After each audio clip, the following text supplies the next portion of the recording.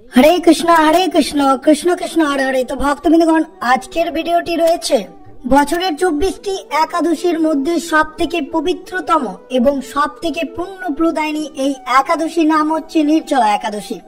2025 সালে নির্জলা একাদশী ব্রতটি আপনাদেরকে কবে পালন করতে হবে, কিভাবে পালন করবেন, নির্জলা একাদশী ব্রতের মাহাত্ম্য কথা কি, এই একাদশী ব্রত পালন করলে আমাদের কি জীবনের পুণ্য লাভ হতে পারে। অর্থাৎ নির্জলা একাদশী সকল ভক্তদের জন্য নয়। যে সকল কৃষ্ণ ভক্তরা নির্জলা একাদশী ব্রত পালন করবেন তারা সমস্ত একাদশীর পুণ্য ফল এই একটি ব্রত পালন করলে সকল ব্রতের পুণ্য ফল এই ব্রতের মাধ্যমে পেয়ে যাবেন।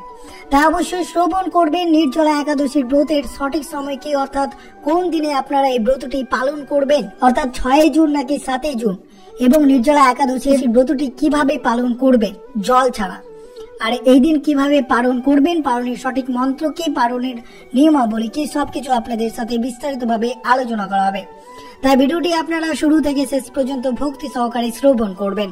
আর চ্যানেলে নতুন হয়ে থাকলে দয়া করে চ্যানেলটিকে সাবস্ক্রাইব করবেন, লাইক করবেন, কমেন্টে ভক্তি ভালোবাসা শ্রদ্ধা দিয়ে জয় শ্রীকৃষ্ণের জয় লিখে দিতে ভুলবেন না। অবশ্যই ভিডিওটি আপনারা শুরু থেকে শেষ পর্যন্ত ভক্তি সহকারে শ্রবণ করবেন। বছরের প্রতি মাসে 2টো করে একাদশী থাকে, একটি শুক্লপক্ষে এবং অন্যটি কৃষ্ণপক্ষে। অর্থাৎ এক বছরে 24টি একাদশী তিথি। একাদশীতে নারায়ণের আরাধনা করা হয়ে থাকে। জ্যৈষ্ঠ মাসের শুক্লপক্ষের একাদশী হলো বছরের সবচেয়ে গুরুত্বপূর্ণ এই একাদশী তিথি, অর্থাৎ পাণ্ডবা নির্জলা একাদশী। এই একাদশী সম্পূর্ণ খাবার ও জল বর্জন করতে হয়, তাই একে নির্জলা একাদশী বলা থাকে। এই পাণ্ডবা নির্জলা একাদশী ব্রতটি আপনাদেরকে পালন করতে হবে 7 জুন শনিবার এবং পালন করতে হবে পরের দিন রবিবার, অর্থাৎ 8 জুন। তো অবশ্যই সকল ভক্তরা 7 জুন এই পাণ্ডবা নির্জলা একাদশী ব্রতটি অবশ্যই ভক্তি ভালোবাসা শ্রদ্ধা দিয়ে এই দিন বিষ্ণুকে স্মরণ করে এই ব্রতটি আপনাদেরকে পালন করতে হবে। আর অবশ্যই মনে রাখবেন নির্জলা একাদশীর গুরুত্ব কতটা রয়েছে। জ্যৈষ্ঠ মাসের প্রচন্ড গরমে এই দিনে 1 ফোঁটা খাবার ও জল খাওয়া যায় না। বলা হয়ে থাকে এই একাদশী পালন করলেই বছরের অন্য কোনো একাদশী পালন করার প্রয়োজন পড়ে না। নির্জলা একাদশী ব্রত পালন করলে সব একাদশীর পালনের সমান পুণ্য অর্জন হয়। নির্জলা একাদশী পালন করলে সব পাপ ধুয়ে যায় বলে প্রচলিত বিশ্বাস রয়েছে। এর ফলে জীবনে সুখ ও সমৃদ্ধি বয়ে আসে। এই একাদশী সারাদিন উপবাস রেখে লক্ষ্মী নারায়ণের পুজোর পাশাপাশি দরিদ্রদের সাধ্য মতো দান করা অত্যন্ত শুভ হতে পারে আপনাদের জন্য। মনে করা হয় কুরুক্ষেত্রের যুদ্ধের সময় স্বয়ং ভীম এই একাদশী পালন করেছিলেন, সেই কারণে একে ভীমসেনী একাদশী বা ভীম একাদশী বলা হয়ে থাকে। কুরুক্ষেত্রের যুদ্ধ জয়লাভ করতে স্বয়ং বেদব্যাস ভীম সহ 5 পাণ্ডবকে ভীম একাদশী পালন করার পরামর্শ দিয়েছিল, তাই এই একাদশীর নাম পাণ্ডবা নির্জলা একাদশী। এই একাদশীর ব্রত পালন আপনারা কিভাবে করবেন মনে রাখবেন, 7 জুন শনিবার এই পাণ্ডবা নির্জলা একাদশী ব্রতটি আপনাদেরকে পালন করতে হবে। সেই দিন সকালে অর্থাৎ সূর্যোদয়ের আগে খুব ভোরে ঘুম থেকে উঠে নিতে হবে এবং উঠে স্নান করে পরিষ্কার পোশাক পরিধান করবেন। যদি পারেন অবশ্যই স্নানের জলে সামান্যটুকু গঙ্গা জল মিশিয়ে আপনারা স্নান করতে পারেন, এছাড়াও হলুদ মিশিয়েও স্নান করতে পারেন। এবং স্নানের সময় অবশ্যই এই মন্ত্রটি আপনারা জপ করবেন, ওম নমো ভগবতে বাসুদেবায় নমঃ। 3 বার অবশ্যই আপনাকে ভক্তি ভালোবাসা এবং শ্রদ্ধার সাথে এই মন্ত্রটি জপ করে পূর্ণ উপবাস পালন করতে হবে। পূর্ণ নিষ্ঠার সাথে উপবাস পালন করে প্রতিজ্ঞা বা সংকল্প করতে হবে যেন এই নির্জলা অর্থাৎ পাণ্ডবা নির্জলা একাদশী ব্রতটি আপনি সহায়তা করুন যাতে সুন্দরভাবে এই ব্রত পালন করতে পারে। এবং মনে রাখবেন পুজোর পর অবশ্যই আপনারা এই ব্রত কথা অর্থাৎ পাণ্ডবা নির্জলা একাদশীর ব্রত কথাটি পাঠ বা শ্রবণ করবেন। এদিন পালে অবশ্যই ভগবান শ্রী বিষ্ণুর মহামন্ত্রটি 108 বার জপ করবেন পুজোর পর। মনে রাখবেন পাণ্ডবা নির্জলা একাদশীর দিন কোনো খাবার বা কোনো জল এই দিন স্পর্শ বা গ্রহণ করা যাবে না। যদি করেন তাহলে ব্রতের কোনো পূর্ণ ফলাফল পাওয়া যাবে না। সম্ভব হলে অবশ্যই শুভ দিনটিতে আপনারা কোনো পবিত্রতম স্থান বা মন্দির অবশ্যই দর্শন করুন এবং বাড়িতে প্রার্থনা করুন। অবশ্যই পুজোর সময় ঘি দিয়ে প্রদীপ জ্বালাবেন, ভগবান বিষ্ণুর উদ্দেশ্যে ফুল, তুলসী পাতা, ফল নিবেদন করবেন এবং অবশ্যই ভগবান বিষ্ণুর সহস্র নাম পাঠ, শ্রীমদ্ ভগবত গীতা পাঠ, লীলা কীর্তন এই সবের মাধ্যমে আপনাকে দিনটি অতিবাহিত করতে হবে। যতটা সম্ভব জেগে থাকবেন রাত্রি। অপ্রয়োজনীয় বা চিন্তা ভাবনা, রাগ, মিথ্যা কথা এড়িয়ে চলবেন এই শুভ দিনে। এই নির্জলা একাদশী কেবল শারীরিক উপবাস করলে চলবে না, আপনাকে মানসিক শক্তি, ভক্তি এবং বিষ্ণুর প্রতি আত্মসমর্পণ করতে হবে। অবশ্যই যদি পারেন আপনারা 14 মুখী রুদ্রাক্ষ দিয়ে আপনারা ভগবান বিষ্ণুর নাম জপ করুন। আত্মনিয়ন্ত্রণে সাহায্য করবে, ক্ষুধা ও তৃষ্ণা নিবারণের জন্য অত্যন্ত গুরুত্বপূর্ণ। নেতিবাচক শক্তি দূর করবে, ইচ্ছা শক্তিকে শক্তিশালী করবে। হনুমানের সাথে সম্পর্কিত, যিনি ভক্তি এবং ধৈর্যের প্রতীক। ভগবান ব্রহ্মার শক্তি অর্থাৎ 4 মুখী রুদ্রাক্ষ দিয়ে যদি আপনারা কোনো মন্ত্র জপ করেন তাহলে মনোযোগ, প্রজ্ঞা, ধ্যান বৃদ্ধি করে। বিষ্ণু মন্ত্রের জপের জন্য সহায়ক, মানসিক পরিষ্কার বৃদ্ধিতে সাহায্য করবে। অবশ্যই 4 মুখী বা রুদ্রাক্ষর মুখী দিয়ে আপনারা নির্জলা একাদশীর ব্রতের দিন অবশ্যই ভগবান বিষ্ণুর মহামন্ত্র বা হরে কৃষ্ণের মহামন্ত্রটি আপনারা জপ করতে পারেন। এটি অত্যন্ত শুভ হতে পারে আপনাদের জন্য। বছরে 24টি একাদশী উপবাস থাকে। কেন এই নির্জলা একাদশীর এতটা গুরুত্বপূর্ণ, কেন এই উপবাস বিশেষ উপবাস বলে মনে করা হয়েছে? কারণ নির্জলা একাদশী সবচেয়ে শক্তিশালী একটি উপবাস। অন্যান্য উপবাসের বিপরীত, যেখানে আপনি ফল খেতে পারেন বা জল পান করতে পারেন, কিন্তু এই উপবাসে সম্পূর্ণরূপে নির্জলা অর্থাৎ ফল ছাড়া এবং জল ছাড়া এই উপবাস আপনাকে পালন করতে হবে।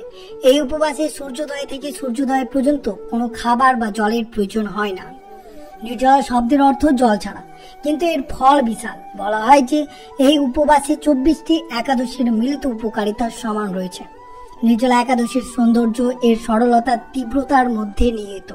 অন্যান্য উপবাসে কিছু খাবার, জল খাওয়ার অনুমতি থাকলেও এই উপবাসে সম্পূর্ণ বিরত থাকার প্রয়োজন রয়েছে, যা এটিকে বিশ্বাস এবং ইচ্ছা শক্তির চূড়ান্তের পরীক্ষা করে তোলে। প্রাচীন ধর্মগুলোতে বলা হয়েছে যে এই উপবাস সঠিকভাবে পালন করলে 24টি একাদশীর মিলিত উপকারিতা সমান হয়। এটি 1 বছরের আধ্যাত্মিক অগ্রগতিকে একটি তীব্র মনোযোগী দিয়ে সংকুচিত করার মূল। নির্জলা একাদশী আমাদের আত্মনিয়ন্ত্রণ, ধৈর্য এবং ভক্তির মূল্য শেখায়। ক্ষণস্থায়ী শারীরিক চ্যালেঞ্জ স্থায়ী আধ্যাত্মিককে এগিয়ে চলে। তাই অবশ্যই যদি পারেন তাহলে অবশ্যই আপনারা 7ই জুন শনিবার এই নির্জলা একাদশীর ব্রতটি ভক্তি, ভালোবাসা, শ্রদ্ধা দিয়ে অবশ্যই ব্রতটি পালন করুন। নির্জলা একাদশী ব্রত পালন করলে কি উপকারিতা পাওয়া যায়? 1 বছরে 24টি একাদশী উপবাস পালনের সমস্ত সুবিধা এই মাত্র একটি উপবাসে পেয়ে যাবে। একাদশীর সকল পুণ্য থেকে উপকৃত হয়। অতীত বর্তমান জীবনের সকল পাপ আপনার খুব সহজে মুক্ত হবে। মৃত্যুর পর বিষ্ণুর আবাস, বৈকুণ্ঠ থেকে দর্শন, খ্যাতি, সাফল্য, অর্থ, দীর্ঘ জীবন অর্জনের সহায়তা লাভ করতে পারবেন যদি এই একাদশীর ব্রতটি পালন করতে পারেন। তো তাই এই একাদশী জ্যৈষ্ঠ মাসের শুক্লপক্ষের একাদশীর নাম হচ্ছে নির্জলা একাদশী। তাই অবশ্যই আপনারা এইভাবে ব্রতটি পালন করবেন এবং 7ই জুন শনিবার এই নির্জলা একাদশীর ব্রতটি পালন করতে হবে। আর অবশ্যই আজকের দিনে শ্রবণ করবেন নির্জলা একাদশীর ব্রত কথাটি, যেটি শ্রবণ না করলে আপনার ব্রতের কোনো পূর্ণ ফলাফল পাওয়া যায় না। তার সাথে অবশ্যই আগে থেকে আপনারা শ্রবণ করে রাখুন, অত্যন্ত সুবিধা এবং লাভ হবে। আর অবশ্যই যদি আপনাদের মনে বা আপনাদের কোনো প্রশ্ন থাকে তাহলে অবশ্যই কমেন্ট বক্সে করে জানাতে ভুলবেন না। অবশ্যই আপনারা প্রশ্নের উত্তর অবশ্যই পেয়ে যাবেন পরবর্তী ভিডিওতে বা কমেন্ট বক্সে। তো অবশ্যই শ্রবণ করুন নির্জলা একাদশীর ব্রতের মাহাত্ম্য কথাটি। অবশ্যই মনোযোগ ভাবে শ্রবণ করুন শ্রী শ্রী পাণ্ডবা নির্জলা একাদশীর ব্রত কথাটি। পাণ্ডবা নির্জলা একাদশীর মাহাত্ম্য বৈষ্ণব সমাজের কাছে সর্বাধিক। বছরে 12টি একাদশীর মধ্যে অন্যতম গুরুত্বপূর্ণ একাদশীর নাম হচ্ছে নির্জলা একাদশী। এই একাদশী তিথিটি পাণ্ডবা, নির্জলা, ভীমসেন বা ভীমসেনী একাদশী নামে পরিচিত আমাদের বৈষ্ণব সমাজে। পাণ্ডুপুত্র ভীম এই একাদশী তিথি থেকে একাদশী পালন করেছিলেন, বিধায় এই একাদশীটি জগতে ভীমসেনী বা পাণ্ডবা নির্জলা একাদশী নামে কৃতিত্ব রয়েছে। মহারাজ যুধিষ্ঠির বললেন, হে জনার্দন, আমি অপরা একাদশীর সমস্ত মাহাত্ম্য শ্রবণ করলাম। এখন জ্যৈষ্ঠ শুক্লপক্ষের একাদশীর নাম, মাহাত্ম্য কৃপা পূর্বক আমার কাছে বর্ণনা করুন। শ্রীকৃষ্ণ বললেন, এই একাদশীর কথা মহর্ষি ব্যাসদেব বর্ণনা করবেন, কেননা তিনি সর্বশাস্ত্রের অর্থ তত্ত্ব পূর্ণরূপে জানেন। রাজা যুধিষ্ঠির ব্যাসদেবকে বললেন, হে ঋষি দ্বৈপায়ন, আমি মানুষের লৌকিক ধর্ম এবং জ্ঞান কাণ্ডের বিষয়ে অনেক শ্রবণ করেছেন। আপনি যথাযথভাবে ভক্তি বিষয়ে কিছু ধর্ম কথা এখন আমায় বর্ণনা করুন।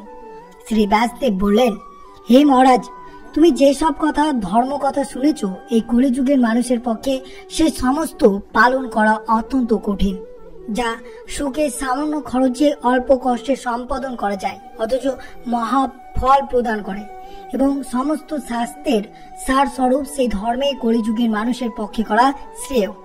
সেই ধর্মের কথা এখন আপনার কাছে বলছি। উভয় পক্ষের একাদশীর দিনে ভোজন না করে এই ব্রত উপবাস করতে হবে। দ্বাদশীর দিনে শুচি শুদ্ধ হয়ে নিত্যকর্ম সমাপনের পর শ্রীকৃষ্ণের অর্চন করতে হবে। এরপর ব্রাহ্মণদেরকে প্রসাদ ভোজন করাবে। অশৌচ দিতে এই ব্রত কখনো ত্যাগ করবে না। যে সকল ব্যক্তি স্বর্গে যেতে চায় তাদের সারা জীবন এই ব্রত পালন করা উচিত। পাপ কর্মের রত ও ধর্মহীন ব্যক্তিরাও যদি এই একাদশীর দিনে ভোজন না করে তবে তারা যম যতনা থেকে রক্ষা পায়। শ্রী ব্যাসদেবের এইসব কথা শুনে গদাবীর ভীমসেন অসুস্থ পাতার মতো কাঁপতে কাঁপতে বলতে লাগলেন, হে মহাবুদ্ধি পিতামহ, মাতা কুন্তী, দ্রৌপদী, ভ্রাতা যুধিষ্ঠির, অর্জুন, নকুল ও সহদেব এরা কেউ একাদশীর দিনে ভোজন করে না। আমাকেও অন্ন গ্রহণ করতে নিষেধ করে, কিন্তু দুঃসহ ক্ষুধা যন্ত্রণার জন্য আমি উপবাস করতে পারি না।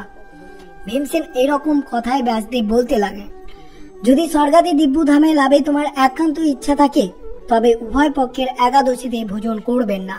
তদুত্তরে ভীমসেন বললেন, আমার নিবেদন এই যে উপবাস তো দূরের কথা, দিনে একবার ভোজন করা থাকা আমার পক্ষে অসম্ভব। এই কথাটি ভীমসেন বলছেন ব্যাসদেবকে, কারণ আমার উদরের বৃক্ষ নামে অগ্নি রয়েছে। ভোজন না করলে কিছুতেই সে শান্ত হয় না, তাই প্রতিটি একাদশী পালনে আমি একবারে অপরাগ। হে মহেশ্বী, বছরে একটি মাত্র একাদশী পালন করে যত আমি দিব্যধাম লাভ করতে পারি এরকম কোন একাদশীর কথা আমাকে নিশ্চয় করে বলুন।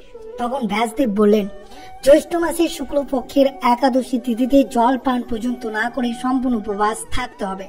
তবে আজ মনে দোষ হবে না, এদিন অন্নাদি গ্রহণ করলে ব্রত ভঙ্গ হয়ে যাবে।